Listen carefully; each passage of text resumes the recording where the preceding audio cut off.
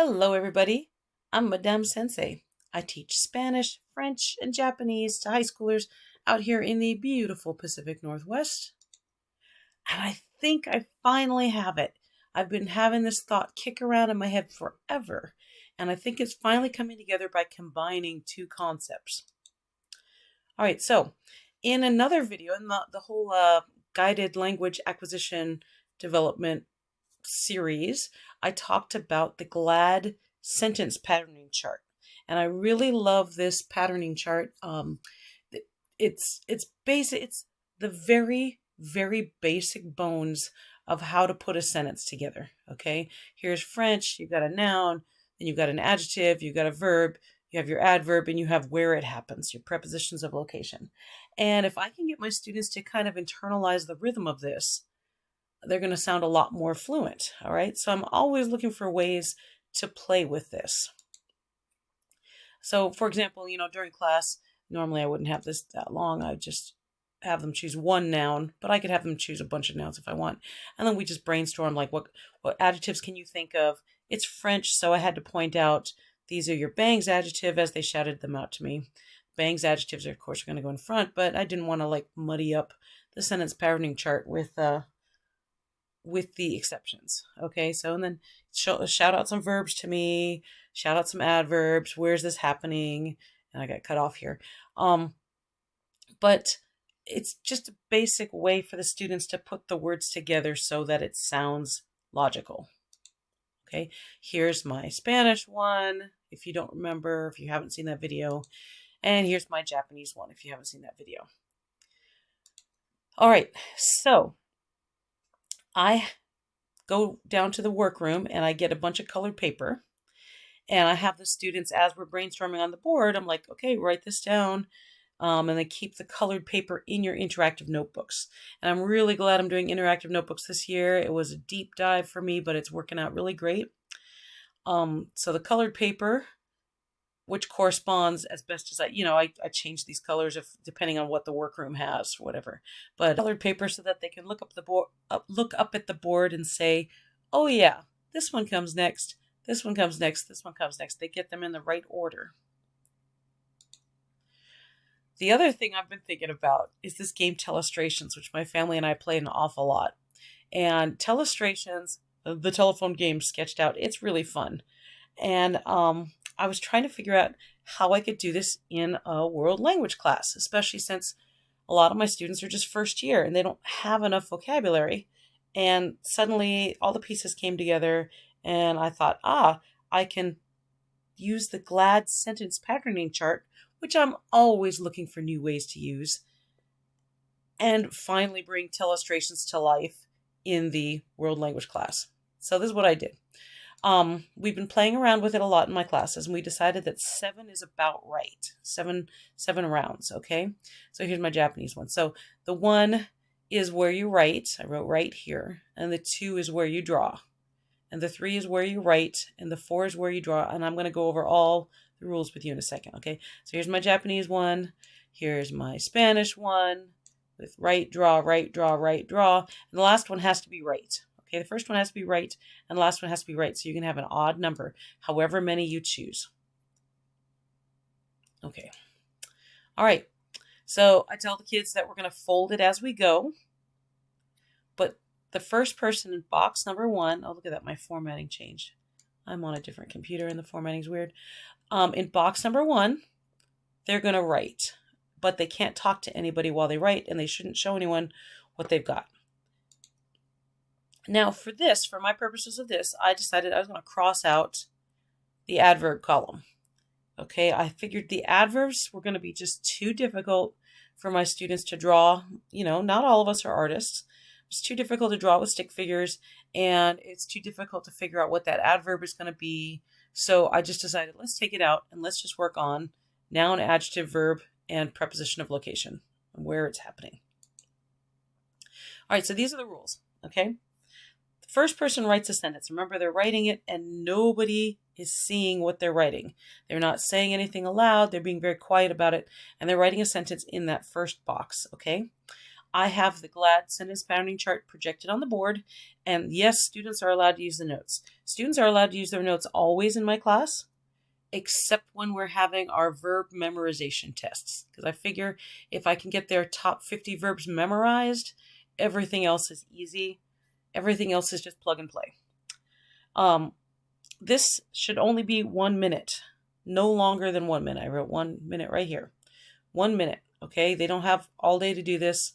It's not going to take more than a minute, but it might take them a little time to rifle through their notes and decide on a sentence, okay? So 1 minute is just about right, and that's the Telestrations rules. Everybody's writing at once. It's not just one person's writing and everyone's waiting for them. Oh, and you can see I've got table groups, and my table groups are about 6 people. One class has 39 students, but the rest of the classes have 36 or 35 or 34 students. Okay, so there are about 6 people per table. Everyone's writing at once. And then you choose, are you passing to the left or passing to the right? Or if you've got rows, passing down the row, passing up the row, you choose which direction it goes. Okay, now the second person gets the paper. And they can see the first sentence written in box number 1. So here's box number 1. It's got a sentence. Okay. And second person gets the paper, and they're going to fold the paper over so that the next person only sees the picture that they draw. Okay, so usually they don't fold until the end of this, but I give them 2 minutes to draw a picture, Telestrations rules. 2 minutes to draw a picture in the second box, so that's why the second box is bigger than the first box. And I think I'm going to go through and reformat things and make the first box even smaller because we don't need that much space, but we've been fooling around with this for a week now. Second box is bigger. The students draw a picture illustrating the first box. They're not allowed to add words. They're not allowed to write in English. They only draw a picture illustrating the sentence from the first box. Okay. Then at the end of 2 minutes, I have them fold it over so that the next person that they hand it off to, the boxes are numbered 1, 2, 3, 4, 5, 6, 7. The next person only sees the box that they've drawn in. They don't see the original sentence. Okay? And this was part of what I was thinking about with Telestrations. Telestrations comes with nice little books, spiral-bound, whiteboard erasable books. And I was like, I can't afford that for all my students. So I was trying to figure out how to do this in a cheap way. But you see, all the students have their notes out. They're allowed to use their notes because I want them to figure out what the sentence is on the next one. Okay, so this one's just writing. Just drawing. Okay, now the third person is going to get the paper. Okay, they're just looking at that drawing that the second person did. And they write the sentence that they think it's demonstrating. Again, they've got their interactive notebook out. And they can look at the board and they can see the sentence patterning chart on the board. And this is only a minute. So every time they're writing, it's a minute. Every time they're drawing, it's 2 minutes. Okay, so again, here's the thing. So first one, writing, second person drawing, folds it over so the next person only sees the drawing. They write what they think the sentence is. Guess what? Lather, rinse, repeat. They're going to fold it over so the next person only sees their sentence. They draw what they think that sentence is. Okay, next person only sees the drawing. Okay, then they write what they think the drawing is. 7's about good. All right, so I just randomly grabbed some. I tried to make the writing big for you so you could see. First person, I think they meant on the bar. Okay, she's active on the bar. I don't know why they added an accent there. That's fine. That's fine. What happened was my principal was showing off during the assembly how many pull-ups she could do. So that's what the student wrote. Okay, so the next person got the paper and only saw this picture and thought that it was a girl carrying, and yes, she misconjugated to carry a piece of wood. Okay. All right. So this is great formative assessment for me. I look at that. We need to go over our conjugations. Oh, and also she wrote feast instead of fee. So she's mixing up son and daughter. Okay. That's easy enough to fix. So again, the students have this right next to themselves and it's what's on the board. So they can look at the picture and they could try to put a sentence together in this order. Noun, verb, preposition of location. Oh, and then they left off the adjective here. Okay, and this last person also left off an adjective, and I didn't get all of them. But anyway, so you could see the bar turned into an actual board, and it gets really silly. And then at the very end, number 7, it goes back to the original person, and they can look at how much their sentence changed over the course of the game. Okay. A crazy cat falls on a table. Okay, the next person thought the table was a box. So there's a cat is inside the box, and then the cat is in, they wanted to say the brown box, and they used the wrong word for brown. That's okay. That's easy enough for me to fix, and I'm having a ball reading this. And it's the students are saying it's the best game they've ever played in my class, which frankly breaks my heart because we play a lot of games in my class, but they are loving this so much. Okay, this is a green man.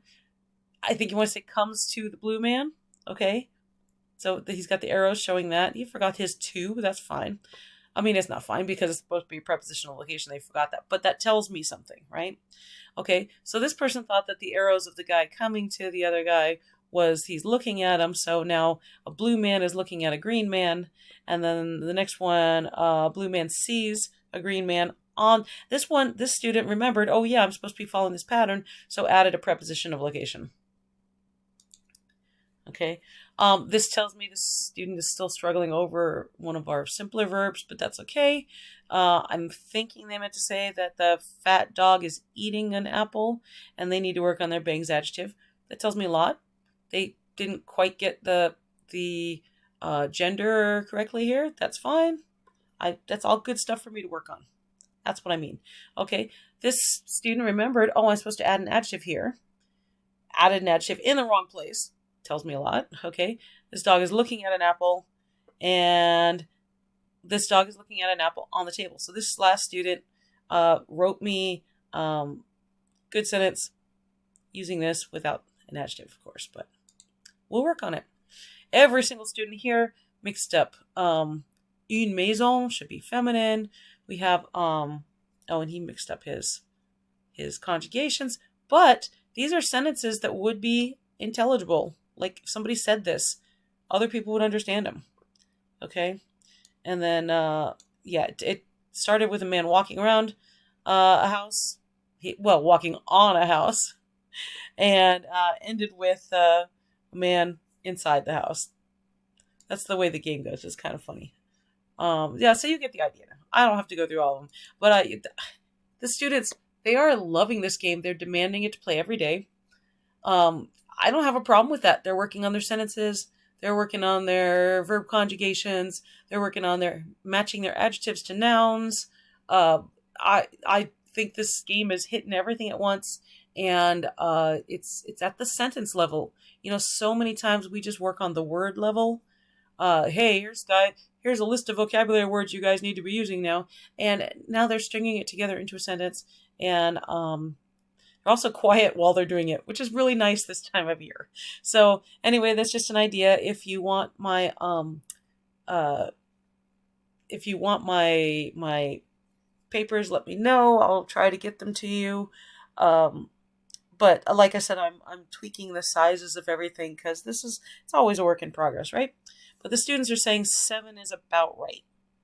So let me know if you try this and how it goes for you and how you tweaked it to make it work in your class, because I'll bet that'll work in my class too. All right, hope to see you on the next one.